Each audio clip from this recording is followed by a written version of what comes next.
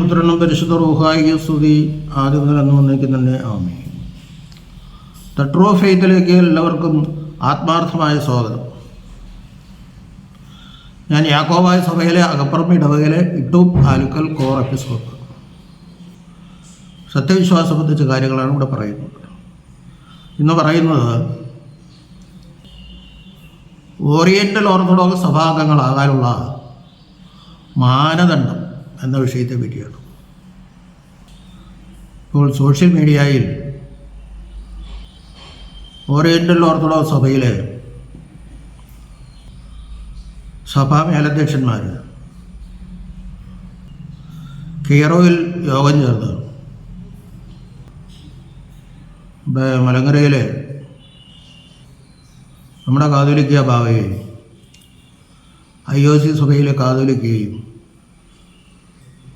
ചർച്ചയ്ക്ക് വിളിച്ചിരിക്കുകയാണ്. അപ്പം അങ്ങനെ സോഷ്യൽ മീഡിയയിൽ ഈ ഓറിയൻ്റൽ ഓർത്തഡോക്സ് സഭകൾ ഒരു ചർച്ചാ വിഷയമായിരിക്കുകയാണ്.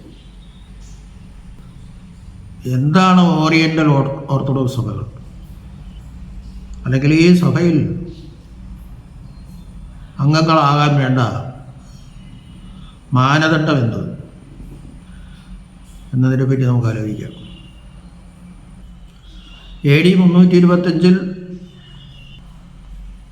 നിക്യ സുന്നോദോസ് കൂടി, പിന്നെ കുസ്തന്തീനോപ്പൊലി സുന്നോദോസ് കൂടി, പിന്നെ എഫെസസ് സുന്നോദോസ് കൂടി. ഈ 3 സുന്നോദോസിലായിട്ടാണ് നമ്മുടെ വിശ്വാസ പ്രമാണം രൂപീകൃതമായത്. നമ്മുടെ വിശ്വാസത്തിൻ്റെ അടിസ്ഥാനവും അത് തന്നെയാണ്. അതിനുശേഷം 451 ഒരു കൽക്കീദോൻ സുന്നോദോസ് കൂടി. നിക്യ, കുസ്തന്തീനോപ്പൊലിസ്, എഫെസസ് ഈ 3 പൊതു സുന്നോദോസുകളാണ് നമ്മുടെ സഭ അംഗീകരിച്ചിട്ടുള്ളത്. വേറെ ഒരു സുന്നോദോസ് നമ്മൾ അംഗീകരിച്ചിട്ടുള്ള വേറെ ഒരു പൊതു സുന്നോദോസ് പിന്നെ കൂടിയിട്ടുമില്ല. അതാണ് പരമാർത്ഥം. അപ്പോൾ ഈ 3 പൊതു സുന്നോദോസുകളിലെ ചില യോഗങ്ങളിൽ റോമാസഭയുടെ ചില പ്രതിനിധികൾ സംബന്ധിച്ചിട്ടുണ്ട്, പോപ്പ് സംബന്ധിച്ചിട്ടില്ല. അപ്പോൾ ഈ തീരുമാനങ്ങളോട് അദ്ദേഹത്തിന് എന്തോ വൈമുഖ്യം തോന്നി. അദ്ദേഹം 451 കൽക്കീദോൻ സുന്നോദോസ് വിളിച്ചു കൂട്ടി.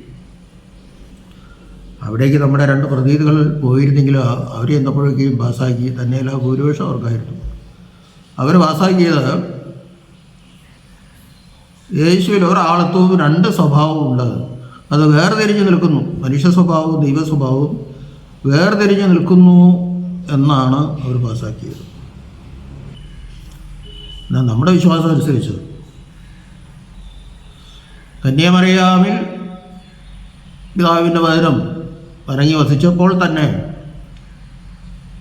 ആ വചനത്തിലെ ദൈവത്വവും മറിയാമിൻ്റെ മനുഷ്യത്വവും തമ്മിൽ ഒരിക്കലും വേർപിരിയാത്ത വിധം സംയോജിച്ചു ഒരു സ്വഭാവമായിരിക്കുന്നു എന്നാണ് നമ്മുടെ വിശ്വാസത്തിൻ്റെ അടിസ്ഥാനം. എന്നാൽ അവർ പറയുന്നത് 2 സ്വഭാവമുണ്ട്. അത് ഒന്നിച്ചാലിരിക്കണം, തിരിച്ചിരിച്ചാലിരിക്കണം. അത് നമ്മെ സംബന്ധിച്ചിടത്തോളം വേദവിരീതമാണ്. രാജാവിനെയും സ്വാധീനിച്ച് എല്ലാവരെയും കൊണ്ട് ഈ കൽക്കീദോസ് സുന്നോദോസിന്റെ തീരുമാനം നടപ്പിലാക്കാൻ മാർപ്പാപ്പായും മറ്റുള്ളവരും ശ്രമിച്ചു. എന്നാൽ യാതൊരു കാരണവശാലും അന്തോക്യയിലെ മാർ സെവേറിയസ് പിതാവും, അലക്സാന്ദ്രിയയിലെ മാർ കൂർലോസ് പിതാവും, മാബോഗിലെ മാർ പീലക്കസിനോസ് ബാവായും ശക്തമായി ഇതിനെ എതിർത്തു. ഒരിക്കലും അങ്ങനെയല്ല. ദൈവത്വവും മനുഷ്യത്വവും സംയോജിപ്പിച്ച് ഒരിക്കലും വേർപിരിയാത്ത വിധം ഒന്നായി ഒരു സ്വഭാവമായിരിക്കുകയാണെന്ന് പഠിപ്പിച്ചു. തന്മൂലം ഒരുപാട് പീഡനങ്ങൾ സഹിക്കേണ്ടി വന്നു. സെവേറിയസിന് പേരിക്ക് അന്ത്യോക്യ സിംഹാസനത്തിൽ പെടേണ്ടി വന്നു. ഉള്ള പ്രശ്നങ്ങൾ ഇതുപോലെ ഉണ്ടായി. അപ്പോൾ ഞാൻ പറഞ്ഞു വന്നത്, നിക്യ, കുസ്തന്തീനോപ്പൊലിസ്, എഫെസസ് ഈ 3 പൊതു സുന്നോദോസുകളിലെ മുഴുവൻ തീരുമാനവും അംഗീകരിക്കുന്ന സഭകളാണ് ഓറിയൻ്റൽ ഓർത്തഡോക്സ് സുറിയാനി സഭ, അല്ലെങ്കിൽ ഓറിയൻ്റൽ ഓർത്തഡോക്സ് സഭകൾ. സുറിയാനി സഭ എന്ന് വേണ്ട, ഓറിയൻ്റൽ ഓർത്തഡോക്സ് സഭകൾ. അതേസമയം 451 കൽക്കീദോസ് സുന്നോസിനെ എതിർക്കുകയും വേണം. കൽക്കീദോസ് സുന്നോസിനെ എതിർക്കുകയും ഈ 3 പൊതു സുന്നോസുകളിലെ തീരുമാനങ്ങൾ എല്ലാം തന്നെ പൂർണ്ണമായി അംഗീകരിക്കുകയും ചെയ്താലേ ഓറിയൻ്റൽ ഓർത്തഡോക്സ് സഭാംഗമാകുള്ളൂ. ഏകദേശം 451 കൽക്കീദോസ് സുന്നോസ് കഴിഞ്ഞ ഉടനെ തന്നെ ഇങ്ങനെ ഒരു തീരുമാനം എടുക്കേണ്ടി വന്നു. അന്ന് ആ സഭയിൽ അംഗങ്ങളായിട്ടുണ്ടായിരുന്നത് Syrian Orthodox church, Coptic Orthodox church, Armenian Orthodox church, Ethiopian Orthodox church. Ethiopian സഭ കുറച്ച് വൈകിയ തീരുമാനത്തിൽ വന്നതെന്ന് പറയപ്പെടുന്നുണ്ട്. ഈ 4 സഭകളെ അന്നുള്ളൂ. ഓർത്തഡോക്സ് സഭയിൽ ഒരു തിരുവേരി, യൂലിയോസ് തിരുവേരി എന്നെ ഓർമ്മ, അദ്ദേഹം പറയുന്ന 7 സഭകളുണ്ടെന്നാണ് പറയാം. ഈ IOC ഒന്നും ഇല്ലല്ലോ. അന്ന് അന്ത്യോക്യായ സുഭാസനത്തിൻ്റെ കീഴിലുള്ള സഭയാണ് ഇവിടെ മലങ്കരയിലുള്ളത്. IOC പത്രാകക്ഷിയോ ഭാവകക്ഷിയോ ഒന്നും ഒന്നില്ല. പിന്നെ ഈ സിറിയക് ഓർത്തഡോക്സും കോപ്റ്റിക് ഓർത്തഡോക്സും അർമേനിയൻ ഓർത്തഡോക്സും ഈ സത്യവിശ്വാസത്തിൽ അവർ ഉറച്ചു നിന്നു. ആ 3 സഭകൾ കൂടിയാണ് വിശ്വാസ പ്രമാണത്തിലെ ഏക സഭ എന്ന് പറയുന്നത്. അപ്പോൾ എന്തുകൊണ്ട് എത്യോപ്യൻ സഭയെ ചേർത്തില്ല? എത്യോപ്യൻ സഭകൾ നിഖ്യാ വിശ്വാസ പ്രമാണത്തിൽ നിന്ന് കാലക്രമേണ വേർപെട്ട് എത്യോപ്യയിൽ സഭയിൽ നിന്ന് എരിത്രിയൻ സഭയുണ്ടായത്. എരിത്രിയൻ സഭയ്ക്ക് സ്വതന്ത്രമായി നിൽക്കുവാനുള്ള അധികാരവും അവകാശവും എത്യോപ്യൻ സഭ കൊടുത്തു. അപ്പോൾ ഈ 2 സഭകളും നിഖ്യാ സുനദോസിലെ തീരുമാനത്തെ അവഗണിച്ചത് കൊണ്ട് സ്വാഭാവികമായും അവർ ഈ ഓറിയൻ്റൽ ഓർത്തഡോക്സ് സഭകളിൽ നിന്ന് പുറത്തായി. ഇപ്പോൾ അന്ത്യോക്യ സുഭാസനത്തിന് കീഴിൽ മലങ്കരയിലൊരു കാതോലിക്കയുണ്ട്. അന്ത്യോക്യ പാത്രിയാർക്കീസിന് മാത്രമേ ഒരു കാതോലിക്കയെ വാഴിക്കുവാൻ നിഖ്യാ സുനദോസ് അധികാരം കൊടുത്തിട്ടുള്ളൂ. ആ സഭ പിരിഞ്ഞു പോയിട്ടില്ല, അവിടെ തന്നെ നിൽക്കുന്നു. അതിൻ്റെ വേറെ സഭ ഉണ്ടായിട്ടുള്ള പിന്നെ പറയാം. കോപ്റ്റിക് സഭയിൽ നിന്നും ആരും പോയിട്ടില്ല, അർമേനിയൻ സഭയിൽ നിന്ന് ആരും പോയിട്ടില്ല. എത്യോപ്യൻ സഭയിൽ നിന്ന് കുറച്ച് പേര് തിരിഞ്ഞ് എരിത്രിയൻ സഭ ഒരു സ്വതന്ത്ര സഭയിൽ നിൽക്കുവാൻ എത്യോപ്യൻ സഭ അനുവാദം കൊടുത്തു. എത്യോപ്യൻ സഭ നമുക്ക് അറിയാം, ഒരു എത്യോപ്യൻ ഷണ്ണനെ ഫിലിപ്പോസ് മാമോദിസ ബുക്കിലൊക്കെ അറിയാമല്ലോ. മെത്രാകക്ഷി ഭാവകക്ഷി ഒക്കെ ഒന്നായിരിക്കുന്ന സമയത്താണ് ഓർത്തഡോക്സ് സഭയിലെ പൗലോസ് ഗ്രിഗോറിയോസ് തിരുമനസ്സുകൊണ്ട് പരിശുദ്ധ പത്രീസ്വാമിയുടെ കൽപ്പന അനുസരിച്ച് എത്യോപ്യയിൽ ചെന്ന് ഉപരിപഠനം നടത്തുകയും അവിടുത്തെ ചക്രവർത്തി ഹേലി സലാസിയെ കണ്ട് നല്ല ആത്മബന്ധം സ്നേഹബന്ധം പ്രാപിക്കുകയും ചെയ്തു. അവിടെ വെച്ചാണ് അദ്ദേഹത്തിന് ഈ സ്വയം ശീർഷകത്വ സഭ എന്ന ഒരു വിഷയം മനസ്സിൽ ഉദിച്ചത്. അവിടെ അങ്ങനെ ആയതുകൊണ്ടായിരിക്കാം, എരിത്രിയക്കാർക്ക് വേർപെട്ട് നിൽക്കുന്നതുകൊണ്ടായിരിക്കാം. അദ്ദേഹം അത് മനസ്സിൽ കണ്ടു. ഇത് മലങ്കരയിലൊന്ന് ആവിഷ്കരിച്ചാൽ എന്താ, നടപ്പിലാക്കിയാൽ എന്താണെന്ന് അദ്ദേഹത്തിന് മനസ്സിൽ തോന്നി. അന്ത്യോക്യ പാത്രീസാണ് അദ്ദേഹത്തെ വിട്ടത്. പക്ഷെ തിരിച്ചു വന്നപ്പോൾ ഇങ്ങനെ ചില കുതന്ത്രങ്ങൾ അന്ന് മുതലേ മെനയാൻ തുടങ്ങി മലങ്കര സഭയിൽ. അതങ്ങൾ വളർന്നു വലുതായി. 1912 അപ്പോഴേക്കും ഭാവകക്ഷി മെത്രാകക്ഷിയൊക്കെ ഞങ്ങൾ രൂപം കൊണ്ടു. 1911 കൂടിയാണ് അത് രൂക്ഷമായത്. 12 മാനസിക അസ്വാസ്ഥ്യം മൂലം മുടക്കപ്പെട്ടിരുന്ന അബ്ദുൽ മഷിയ പാത്രീസ് ബാവായി കൊണ്ടുവന്ന് കോട്ടയത്ത് ഒരു കാതോലിക്കേറ്റ് സ്ഥാപിച്ചു എന്നവർ പറയുന്നു. സ്ഥാപിച്ചാലും ഇല്ലെങ്കിലും സ്ഥാപിച്ചത് ശരിയാണെങ്കിൽ നമുക്ക് ആ കാതോലിക്കേറ്റ് അംഗീകരിക്കാൻ പറ്റില്ല. കാരണം അന്ത്യോക്യ പാത്രീസ് അല്ല വായിച്ചു, ഉണക്കപ്പെട്ട പാത്രം ഒരു ദിവസം വായിച്ചിരുന്ന് യാതൊരു വിലയില്ല. ഏത് പൊട്ടനും അറിയാം അത് പൊട്ടത്തരാണ്. അവർ പറയുന്നത് ഞങ്ങൾ സിലിക്കായിൽ കാതോലിക്കേറ്റാണ് അവർ സ്ഥാപിച്ചത്. സിലിക്കായിൽ കാതോലിക്കേറ്റ് അവസാനം നെസോറിയറായി. അപ്പോൾ നെസോറിയ കാതോലിക്കേറ്റാണ് അവിടെ സ്ഥാപിച്ചിരിക്കുന്നത്. അതൊക്കെ വളരെ തെറ്റായൊരു നടപടിയാണ്. അന്ന് സഭ തിരിഞ്ഞിട്ടില്ല. പക്ഷെ ഇതുപോലെ സഭ തിരിയാനിടയായി. ഓട്ടോമാറ്റിക്കായിട്ട് അവർ ഓറിയൻ്റൽ ഓർത്തഡോക്സ് സഭയിൽ നിന്ന് പുറത്താക്കുന്നുണ്ട്. കാരണം അറിയാലോ, നിക്യാസോർത്തോസ് തീരുമാനിച്ചിരിക്കുന്ന അന്ത്യോക്യ സിംഹാസനത്തിന് കീഴിലാണ് മലങ്കരയിലെ സഭ. അന്ന് യാക്കോബായ സുറിയാനി എന്ന് പറയാം. Yakobaya Suriyani Sabha it is a part of the Syrian Orthodox church. ഡിവിഷനല്ല, പാർട്ടാണ്, ഭാഗമാണ്. അപ്പോൾ ഇന്ത്യ അന്ത്യോക്യ പാത്രിയർസിൻ്റെ കീഴിലാണ്. അപ്പോൾ ആ നിക്യാസോർത്തോസ് തീരുമാനത്തെ അവഗണിച്ചുകൊണ്ട് ധിക്കരിച്ചുകൊണ്ട് ഇവിടെ ഓർത്തഡോക്സ് സിറിയൻ സഭ എന്നോ ഒക്കെ പേര് പറഞ്ഞ് ഒരു സ്വതന്ത്ര സഭ രൂപീകരിച്ചു. അതൊരിക്കലും നമുക്ക് സാധൂകരിക്കാൻ പറ്റില്ല. നമുക്കും അതിനോട് യോജിക്കാനും പറ്റില്ല. അങ്ങനെ ഓട്ടോമാറ്റിക്കലി അവർ ഈ സത്യസഭയിൽ നിന്നും പുറത്തായി, ഓറിയൻ്റൽ ഓർത്തഡോക്സ് സഭകളിൽ നിന്നും പുറത്തായി. പിന്നെ 1934 അവരൊരു ഭരണഘടന ഉണ്ടാക്കി. 13-ാം നൂറ്റാണ്ടിൽ പരിശുദ്ധനായ ബാറപ്പറായ ക്രോഡീകരിച്ച ഹൂദായ കാനോനെ ധിക്കരിച്ചുകൊണ്ട് 34 ഭരണഘടന ഉണ്ടാക്കി. എന്നിട്ട് വലിയ പൗരാണികത്വം പറഞ്ഞു നടക്കുന്നതിൽ എന്തെങ്കിലും അർത്ഥമുണ്ടോ? നമ്മുടെ സഭയും 2002 ഒരു ഭരണഘടന ഉണ്ടാക്കി. പക്ഷേ ഹൂദായ കാനൂനിലെ ഒരു വ്യവസ്ഥകൾക്ക് വിരോധമായിട്ട് ഒരു ക്ലോസും നമ്മുടെ ഭരണഘടനയിൽ ഇല്ല. ഭരണഘടന ഉണ്ടാക്കേണ്ടി വന്ന സാഹചര്യം ഞാൻ പറയണ്ട, അത് കോടതിയുടെ ഒരു പരാമർശത്തിൻ്റെ പേരിൽ നമുക്കുണ്ടാക്കേണ്ടി വന്നതാണ്.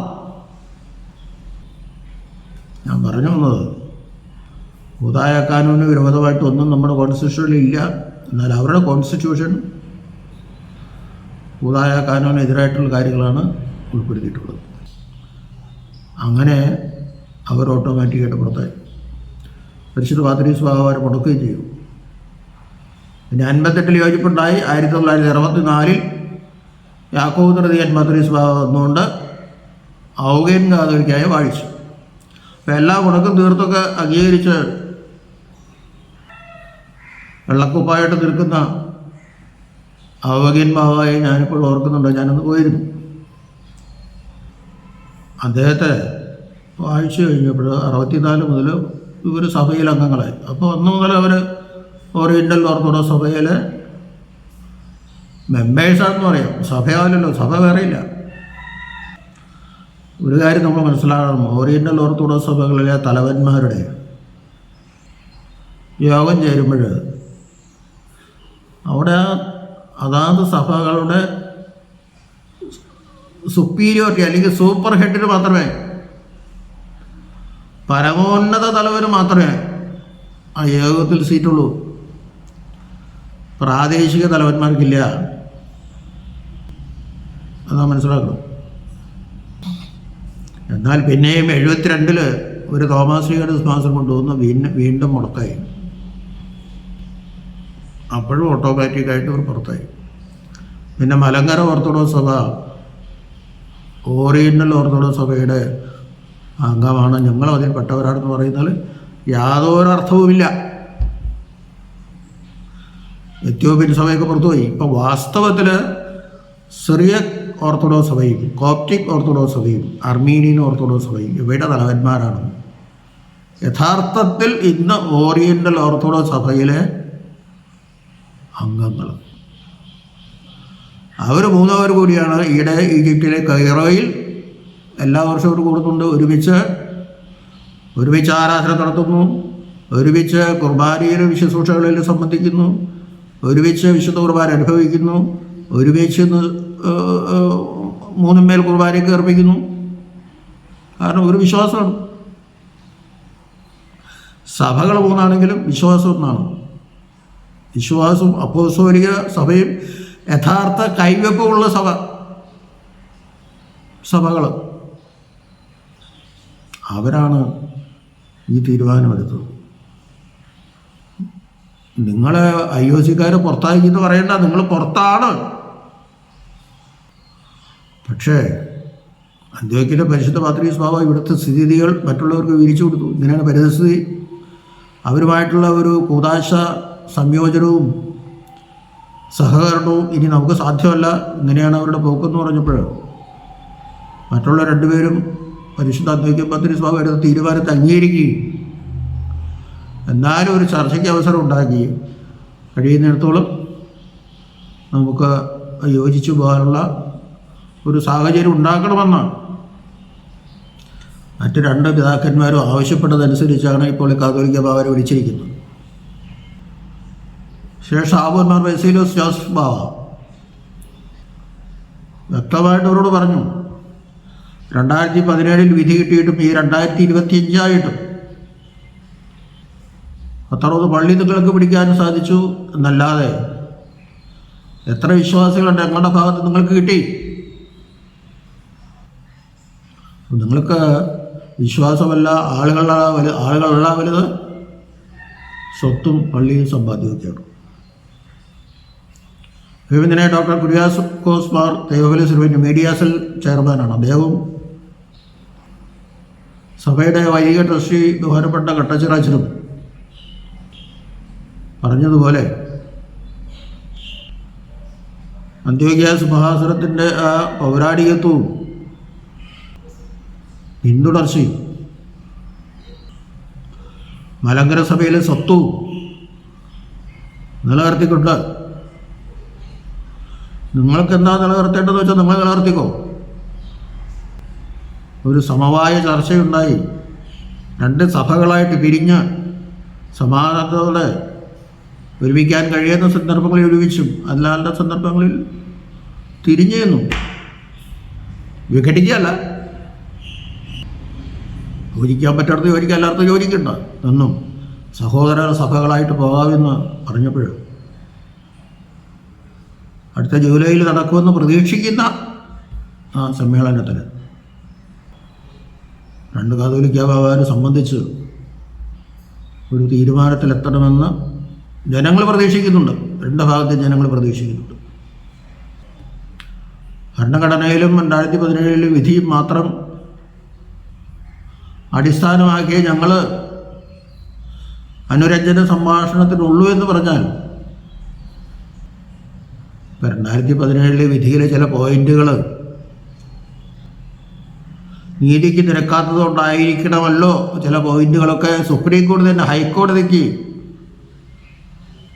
തീരുമാനമെടുക്കാനായിട്ട് വിട്ടിരിക്കുന്നത്. അത് ചിന്തിക്കണം. കോടതി വിധികളൊക്കെ ഞങ്ങൾ അനുസരിക്കും എന്ന് പറഞ്ഞ IOC-യിൽ കാതോലിക്ക ബാവ തിരുമനസുണ്ട്. കോടതി പറഞ്ഞു, മൃതദേഹം സംസ്കരിക്കുമ്പോൾ യാക്കോബായ സഭയിലെ അംഗങ്ങളുടെ മൃതദേഹമാണെങ്കിൽ ആ സഭയിൽ പട്ടക്കാർ കയറി പള്ളിയിലും സെമിട്രിയിലും കയറി അവർ കർമ്മങ്ങൾ നടത്തിക്കൊണ്ട് അതിനെ അനുവദിക്കണമെന്ന് പറഞ്ഞപ്പോൾ IOC-ക്കാർ അത് പറ്റില്ല, അവർ വേറെ സഭയാണ്, ഞങ്ങൾ വേറെ സഭയാണ് എന്ന് പറഞ്ഞ് അഫിഡാവിറ്റ് കൊടുത്തു. പിന്നെ തെറ്റിപ്പോയി എന്ന് പറഞ്ഞ് അഡീഷണൽ അഫിഡാവിറ്റ് കൊടുത്തു. കോടതി ഇതൊന്നും ഏതാ അംഗീകരിച്ചിരിക്കണമെന്ന് നമുക്കറിയാവുന്ന കാര്യമാണ്. അപ്പോൾ നിങ്ങൾ തന്നെ രണ്ട് സഭയാണെന്ന് അംഗീകരിച്ചു വയ്ക്കും. പിന്നെ അത് മാറ്റണമെന്ന് പറഞ്ഞാൽ ദൈവം തോന്നിച്ചതാണത്. ഏതായാലും ഒരിക്കലും യോജിക്കലിനി ഉണ്ടാവില്ല. അത് നിങ്ങൾക്കും അറിയാം, ഞങ്ങൾക്കും അറിയാം. അല്ല, അത് സഹോദര സഭകളായിട്ട് പിരിയാൻ സാധിക്കില്ലെങ്കിൽ ഇങ്ങനെ തന്നെ പോകട്ടെ, വരുന്നിടത്ത് വെച്ച് കാണാൻ നോക്കും. പക്ഷെ അപ്പറേ തിരുവേരി പറഞ്ഞ പോലെ ക്രൈസ്തവ മൂല്യങ്ങൾക്ക് ദൈവവചനത്തിന് ഒരു പ്രാധാന്യവും കൽപ്പിക്കാതെ കൊണ്ട് പോകുമ്പോൾ സഭകളൊക്കെ സാമൂഹിക രംഗത്ത് വഷളായി പോവുകയാണ്. ക്രൈസ്തവ സഭകൾ നമ്മുടെ രണ്ട് സഭ കൂടാതെ മറ്റ് സഭകൾക്കും ഇത് അനുയോജ്യമാണോ? അവരുടെയും അഭിമാനത്തിനും അന്തസ്സിനും കൊട്ടത്തട്ടുകയില്ല. ക്രിസ്തു ഒന്നല്ല എല്ലാവരുടെയും. വിശ്വാസത്തിൽ മാറ്റമുണ്ടല്ലോ അദ്ദേഹം പറയുന്നില്ല. അങ്ങനെ സംയോജിച്ചു പോകാനുള്ള ഒരു തീരുമാനമാണ് എടുക്കേണ്ടത്. ഈ ഓറിയൻ്റ് എന്ന് വെച്ചാൽ പൗരസ്ത്യം എന്നാണ് അതിൻ്റെ അർത്ഥം. ഈസ്റ്റേൺ സഭകൾ വേറെയുണ്ട്. അത് കുസ്തന്തീനോപ്പോലിസ് മഹാസനത്തിൻ്റെ കീഴിലുള്ള സഭയിലാണ് ഈസ്റ്റേൺ സഭകൾ എന്ന് പറയുന്നത്. റോമായുടെ കീഴിലുള്ള റോമാ സാമ്രാജ്യത്തിലുള്ള ഈസ്റ്റേൺ സഭകൾ. അത് റോമാ സിംഹാസനത്തിൻ്റെയും കുസ്തന്തീനോപ്പോലിസ് സിംഹാസനത്തിൻ്റെയും വിശ്വാസം ഒന്ന് തന്നെയാണ്. ബൈസൻ്റൈൻ വിശ്വാസമാണ്. റഷ്യൻ സഭ, ഓർത്തഡോക്സ് സഭ, ബൾഗേറിയൻ സഭ, റുമേനിയൻ സഭ, ഇതൊക്കെ ബൈസൻ്റൈൻ വിശ്വാസമുള്ളവരാണ്. നമ്മൾ ഒരു സ്വഭാവമുള്ളവരാണ്. ഒരാളത്തും ഒരു സ്വഭാവം. അവർക്ക് ഒരാളത്തും രണ്ട് സ്വഭാവം. നെസ്തോറിയന്മാർക്ക് രണ്ടാളത്തും രണ്ട് സ്വഭാവം. പ്രധാന കണ്ണിയാണത്. അതത്ര നിസ്സാരമല്ല. കന്യകയ്ക്ക് മാത്രമേ ദൈവത്വവും മനുഷ്യത്വവും യോജിച്ച ഒരു സ്ത്രീക്ക്, ആ ഒരു കുട്ടിക്ക് പരിശുദ്ധാത്മാവിനാൽ ഗർഭം ധരിക്കുവാൻ ഒരു സ്ത്രീക്ക് സാധിക്കുകയുള്ളൂ. അത് വളരെ പ്രധാനപ്പെട്ട സംഗതിയാണ്. ഈ ഗ്രീക്ക് ഓർത്തഡോക്സ് സഭ റോമാ സഭയുടെ കൂടെ നിന്നതാണ്. പക്ഷേ പരിശുദ്ധ റൂഹായുടെ പുറപ്പാട് പുത്രനിൽ നിന്ന് കൂടിയാണ് എന്ന ഒരു വാദം അവർ കൊണ്ടുവന്നപ്പോൾ അത് ഗ്രീക്ക് ഓർത്തഡോക്സ് സഭ സമ്മതിച്ചില്ല. അവർ പിന്മാറി ഒരു സ്വതന്ത്ര സഭയുടെ നിൽക്കുകയാണ്. ഈസ്റ്റേൺ എന്ന് വെച്ചാൽ കിഴക്കാണ്, പൗരസ്ത്യം കിഴക്കാണ്. പക്ഷേ രണ്ട് സഭകൾ വളരെ വ്യത്യാസമുണ്ട്. അതാണ് നമ്മൾ ഓറിയൻ്റൽ പേര് സ്വീകരിക്കാനിടയായത്. അപ്പോൾ ഒരിക്കൽ കൂടി പറയുന്നു, ഓറിയൻ്റൽ ഓർത്തഡോക്സ് സഭ യഥാർത്ഥമായിട്ട് ഇപ്പോൾ ഈ 3 സഭകളേ ഉള്ളൂ. ഞങ്ങൾ ഓറിയൻ്റൽ സഭയിൽ അംഗമാണെന്ന് IOC-കാർ പറഞ്ഞാൽ യാതൊരു അർത്ഥമില്ല. 12 മുതൽ കള്ളത്തരങ്ങളുടെ കലവറയാണ്. 34 ഭരണഘടനയും 12 കാതോലിക്കേറ്റ് വാഴ്ചയും 64 യോജിപ്പും അത് ആത്മാർത്ഥതയോടെയായിരുന്നില്ല. എങ്കിൽ 72 ഈ തോമാസ് ലീഗയുടെ സിംഹാസനം കൊണ്ടുവരും. ഒരു മെത്രാപ്പോലിത്തായെ പോലും വാഴിക്കാത്ത പരിശുദ്ധനായ തോമാസ് ലീഗ പോലും അംഗീകരിക്കാത്ത അദ്ദേഹത്തിന് ഇപ്പോഴും വൈവനസ്യമുള്ള ഒരു തീരുമാനമാണ് അദ്ദേഹത്തിന് സിംഹാസനം ഉണ്ടെന്ന് പറഞ്ഞത്. IOC സഭയിലെ ദിയസ്കോറോസ് തിരുമേനി എന്ന് പറഞ്ഞ അന്ത്യോക്യയിൽ നിന്നാണ് യഥാർത്ഥ പൗരോഹിത്യം വരുന്നത്. കണ്ടു. കുറച്ച് മുമ്പ് നമ്മുടെ മീരണം മറീസത്തിന് ഒരു വാചകം അടിച്ചു. അത് കൂടി മനസ്സിലാഷം ഉണ്ടാക്കാണ്. സഭ യോജിക്കാം. അപ്പോൾ ഇതിനൊക്കെ മുമ്പുണ്ടോ മറ്റേ ഏതോ ഒരു പ്രതിഷേധ യോഗത്തിൽ പറഞ്ഞ സഭ യോജിക്കാം, നിങ്ങൾ വാ, നിങ്ങളുടെ വിശ്വാസികളെ അച്ഛന്മാരെ സ്വീകരിക്കാം. കാരണം അച്ഛന്മാർക്ക് ഉപജീവനമാർഗമുള്ളൂ, അവരെ തള്ളിക്കളയാൻ പറ്റില്ല. പക്ഷെ മെത്രാന്മാരെ സ്വീകരിക്കണമെങ്കിൽ ഞങ്ങൾക്കൊന്ന് ചിന്തിക്കണം. അതിൽ വിവരമുള്ളവരുണ്ട്, അറിവില്ലാത്തവരുണ്ട്, വിവരമില്ലാത്തവരുണ്ട്, ഡോക്ടറേറ്റ് ഇല്ലാത്തവരുണ്ട്, ഡോക്ടറേറ്റ് ഉള്ളവരുണ്ട്. അവരെ ആരൊക്കെ എടുക്കണമെന്ന് ഞങ്ങൾക്കൊന്ന് ആലോചിക്കേണ്ടി വരുമെന്നുള്ള ഒരു വീരവാദമാണ് മീനയുടെ അച്ഛൻ ഒന്ന് മുഴക്കിയത്. ഈ മുക്കോന്മാർക്ക് എന്ത് ക്വാളിഫിക്കേഷൻ ഉണ്ടായിരുന്നു ചോ? പരിശുദ്ധ റൂഹ വിളിക്കുമ്പോഴേ ഇതിനകത്തേക്ക് വരാൻ പറ്റുള്ളൂ ചോ. അത് അച്ഛൻ മനസ്സിലാക്കിയിട്ടുണ്ടോ? അച്ഛനും അങ്ങനെയല്ലേ വന്നത്. പരിശുദ്ധ റൂഹ വിളിക്കാതെ അച്ഛൻ സ്വയം വന്നതല്ല. അസോസിയേഷനൊക്കെ തിരഞ്ഞെടുക്കണം മെത്രാനാവാൻ. അതൊക്കെ വേണ്ടി വരും. ചില സന്ദർഭങ്ങളിൽ വേണ്ടപ്പെട്ട കമ്മിറ്റികൾ കൂടി പരിശുദ്ധ പാദ്രീസ്വാമിയുടെ അടുക്കലേക്ക് ഞങ്ങൾ ഇവിടെ നിന്ന് അച്ഛന്മാരെ അയച്ചിട്ടുണ്ട്. ആ പരിതസ്ഥിതിയിൽ അതൊക്കെ പറ്റുള്ളൂ. അന്നങ്ങനെ ചെയ്തില്ലെങ്കിൽ ഇന്നോ എന്താ ഐക്യസ്ഥിതി? അങ്ങനെ മൂർച്ചയേറിയ വാക്കുകളൊന്നും പറയരുത്. ഞാൻ ദീർഘമായിട്ട് പറയുന്നുള്ള സഭ ഒത്തിരി വൈകിക്കും. അപ്പോൾ ഓറിയൻ്റൽ ഓർത്തഡോക്സ് സഭകൾ എന്താണെന്ന് മനസ്സിലാക്കി. എത്യോപ്യൻ സഭ, എരിത്രിയൻ സഭയൊന്നും ഈ ഇതിലില്ല. ഓർത്തഡോക്സ് സഭ അന്ത്യോക്യ സിംഹാസനത്തെ ധിഖരിച്ച് ഒരു കാതോലിക്കേറ്റ് ഒഴിച്ചു ഭരണഘടനയുണ്ടാക്കി അങ്ങനെ ഇങ്ങനെയൊക്കെ വന്ന് തോമസ് ലീഗ് സിംഹാസനം ഉണ്ടെന്ന് പറഞ്ഞപ്പോഴൊക്കെ ഈ ഓർത്തഡോക്സ് സഭയിലെ സഭാ അംഗങ്ങളിൽ നിന്ന് നിങ്ങൾ വേർപെട്ടുപോയി. സഭയാകാൻ പറ്റില്ല കേട്ടോ, ഒരിക്കലും നിങ്ങൾ സഭയല്ല. അതിപ്പോൾ ഓറിയൻ്റൽ ഓർത്തഡോക്സിലെ പിതാക്കന്മാർ കോപ്റ്റിക് സഭയിലെയും അർമേനിയൻ സഭയിലെ പത്രോസ്മാർ പറഞ്ഞു കഴിഞ്ഞു,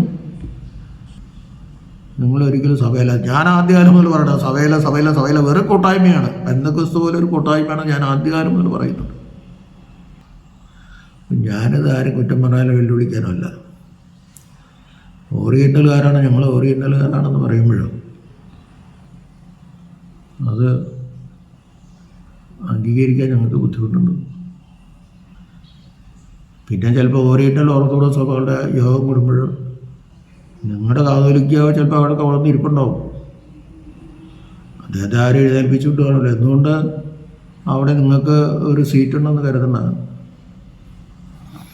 അങ്ങനെ പോയി ഇരിക്കുന്നത് തെറ്റാണ്. ഞങ്ങളുടെ ഒരു കാതോലിക്ക ബാബായി അവിടെ പോയി ഇരിക്കില്ലായിരുന്നു. ഞങ്ങളുടെ തലവൻ പരമോന്നതൻ പരിശുദ്ധ പാത്രീസ് ബാബയാണ് അദ്ദേഹം ആ യോഗത്തിൽ സംബന്ധിക്കും. അപ്പോൾ ഈ കാര്യങ്ങളൊക്കെ മനസ്സിലാക്കി ഒരു സമവായത്തിൽ നല്ല രണ്ട് സഭകളായിട്ട് നല്ല ക്രൈസ്തവ മൂല്യം ഉയർത്തിപ്പിടിച്ചുകൊണ്ട് ധാർമ്മികത സംരക്ഷിച്ചുകൊണ്ടും മറ്റ് സഭകളെ അവരുടെ ഉപദേശങ്ങളെ അംഗീകരിച്ചുകൊണ്ടും സ്വീകരിച്ചുകൊണ്ടും നമുക്ക് രണ്ട് സഭകളായിട്ട് പിരിവാനുള്ള തീരുമാനം ഉണ്ടാവുന്ന പ്രതീക്ഷിച്ച് നിർത്തുന്നു. അതിനായിട്ട് പ്രാർത്ഥിക്കുന്നു. ദൈവം നമ്മെല്ലാവരെയും അനുഗ്രഹിക്കട്ടെ.